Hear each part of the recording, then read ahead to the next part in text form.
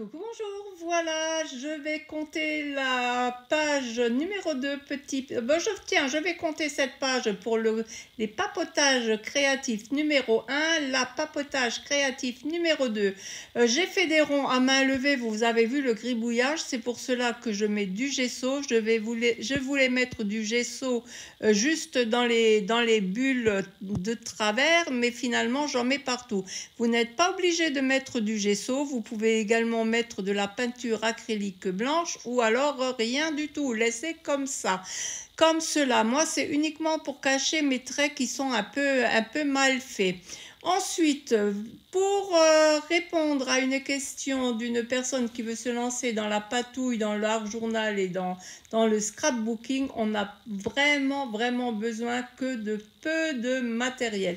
Là, j'utilise les feutres pour enfants que je barbouille sur une pochette d'emballage. Voilà, vous prenez n'importe quel morceau de plastique ou pochette d'emballage. Je vais dans les mauves étant donné que sur la gauche c'est mauve, rose ça fonctionne toujours. Je gribouille, je barbouille, vraiment au petit bonheur la chance. Vous voyez, vraiment les feutres basiques de chez Basique. Voilà, j'ai deux roses mais ils n'ont pas la même couleur, tant mieux, hein, c'est pas grave. Ensuite je mets un petit coup de spray d'eau, cela va me faire des gouttelettes d'eau un peu plus importantes. Voilà, en spray, un peu de spray. Je tourne ma pochette d'emballage. Ah mince, le gesso n'était pas sec et dans la pochette j'avais un tamponnage. Donc pas plus d'explications. Du fait qu'il y a du gesso, j'arrive beaucoup plus emporter les gouttelettes d'eau à gauche, à droite. Quoique, ça n'a pas vraiment d'importance. Voilà, le fond est fait. Alors vous avez vu, avec quelques feutres, on arrive à faire un très joli fond de page. Je rajoute un peu de jaune. Le jaune va toujours très bien avec le mauve, avec le violet. Et les traits, là, mes ronds ne me plaisent pas. Je vais devoir camoufler tout cela. Ma feuille a beaucoup de mal à sécher étant donné qu'il y a du gesso. Ici, je récupère sur un ancien bullet journal un tamponnage que j'avais colorié. Vous pouvez très bien utiliser une image d'un catalogue, d'un calendrier, une image d'une publicité. Moi, j'ai ce tamponnage, donc je l'utilise. J'utilise également des tampons feuillage. Les feuilles également, vous pouvez les faire très facilement à main levée avec un Posca noir ou avec n'importe quelle, une plume ou n'importe quoi. Du feuillage, c'est très facile à faire. Donc même pas besoin de tamponnage. Moi j'utilise celui-ci simplement parce que ça l'a fait un moment que je l'ai. Et comme vous pouvez voir, il est quasiment neuf. Je l'ai peut-être utilisé 3 fois au grand maximum. Je mets le feuillage à gauche, à droite. Ces ronds que j'ai fait là, qui est dessous, qui transparaissent dessous le gesso, je n'aime toujours pas. J'utilise un autre tampon de feuillage. Je voudrais placer la fleur qui est à gauche là. Je voudrais la mettre en bas à droite et je voudrais que le feuillage dépasse la feuille. Que le feuillage dépasse la fleur. Il faut vraiment que je camoufle ces ronds que j'ai fait à main levée. Ils sont vraiment trop laids. Pour cela, j'utilise un tampon de chez Action que je découpe. Il me restait un morceau de fond à la gel presse. Donc, je tamponne sur cette feuille et je vais coller sur... voilà, c'est du camouflage pur et net. Je voulais laisser la page de gauche telle qu'elle et finalement je décide autrement sur une feuille blanche, une feuille d'imprimante la plus basique. Je procède de la même façon avec mes feutres pour enfants. Vous voyez là, il n'y a pas de gesso et cela fonctionne très bien aussi. Je colorie les petits ronds. Je veux pas faire que du collage sur les ronds. Je les colorie avec mes feutres pour enfants.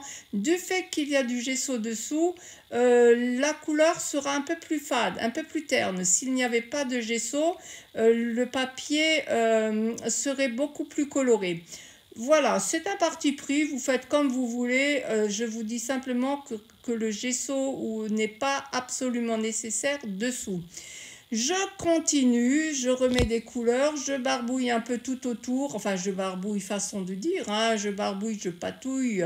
Voilà, je mets des couleurs un peu dans les ronds, un peu autour des feuillages. Et je continue la petite vie de ma création. Là où c'est un peu plus foncé, c'est parce que le gesso est parti. Vous voyez, quand il n'y a pas de gesso, la feuille imprègne beaucoup plus les pigments. Je fais les mêmes tamponnages sur cette feuille de papier d'imprimante et finalement je décide à la dernière minute de relier les deux pages par ces petits ronds. Comme vous le savez, lorsque vous faites des découpages, surtout dans les ronds, ce n'est pas les ciseaux qui doivent bouger, mais vous bougez bien la feuille. Vous tournez la feuille de papier, mais pas les ciseaux pour avoir un beau découpage, sinon votre rond risque de devenir carré ou rectangle. Vous voyez, ce ne sont pas les ciseaux qui tournent, c'est bien la feuille que vous tournez autour des ciseaux. Bon, je pense que vous le savez, et si vous ne le savez pas, c'est que je vous aurais appris une petite chose. Je reprends les feutres pour enfants que je mets toujours sur mon papier d'emballage et je vais coloriser un peu le feuillage. Je vais par la suite me rendre compte que cela a terni un peu l'encre du tamponnage simplement parce qu'il y a du gesso et simplement parce que Simone n'a pas la patience d'attendre que tout soit sec. Voilà, s'il n'y avait pas eu du gesso, je n'aurais pas eu cet inconvénient, j'aurais pas terni le tamponnage. Là, j'ai du tamponnage sous mes mains à force de m'appuyer dessus, donc je vais devoir faire autrement. Voilà, je rajoute du feuillage parce que je veux vraiment que le feuillage dépasse de la fleur que je veux coller ici. Peu importe s'ils sont un au-dessus de l'autre puisque la majorité sera cachée par la fleur. J'ai fait une petite tâche, j'essaye de bidouiller, de patouiller tout autour. Je dispose ma fleur. Et ce n'est pas beau. En fait, je pense que j'aurais dû utiliser uniquement le premier feuillage. Ce n'est pas grave, rien n'est jamais perdu en scrapbooking, en patouille. Je vais au lieu de laisser de faire comme c'était prévu, je découpe. Il me restait heureusement un morceau de fond à la gel presse. Et ma foi, vous voyez, rien n'est jamais perdu, rien n'est jamais perdu. Rien, on n'a pas besoin vraiment de se prendre la tête, on peut toujours s'arranger. Ah, ma petite secrétaire, merci de vous abonner à ma chaîne. Un petit like, un petit mot gentil fait toujours plaisir, font toujours plaisir puisque c'est un petit mot, un petit like, une petite cloche que vous actionnez si cela vous plaît. Vous voyez, je cache finalement le feuillage par des ronds. Et je voulais laisser la page de gauche tout à fait libre et finalement je mets des ronds partout. Comme j'ai quand même terni pas mal le tamponnage, ben voilà, vous pouvez faire ça à main levée. Moi je tourne autour avec mon feutre Posca et là vous voyez c'est déjà avec très peu de matériel, vous verrez qu'on peut faire de l'art journal, des cartes et vraiment s'éclater. J'ai un autre tamponnage d'écriture pareil, vous pouvez très bien écrire à main levée ou ne pas écrire suivant votre goût. Moi je veux un peu étoffer mes pages, donc je rajoute des tamponnages et cela sera déjà terminé. Très peu de matériel.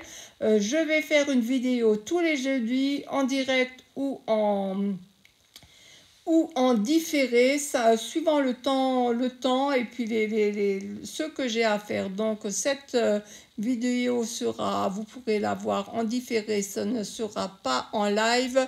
Je ne peux pas vous dire d'avance, soit en live, soit en différé, toujours est-il que tous les jeudis, je devais faire une séance patouille et les autres jours des vidéos coloriage, haul, etc. Et tralala, suivant mon envie. J'essaie d'être un peu plus structurée et je vais me mettre des objectifs. À bientôt, au revoir.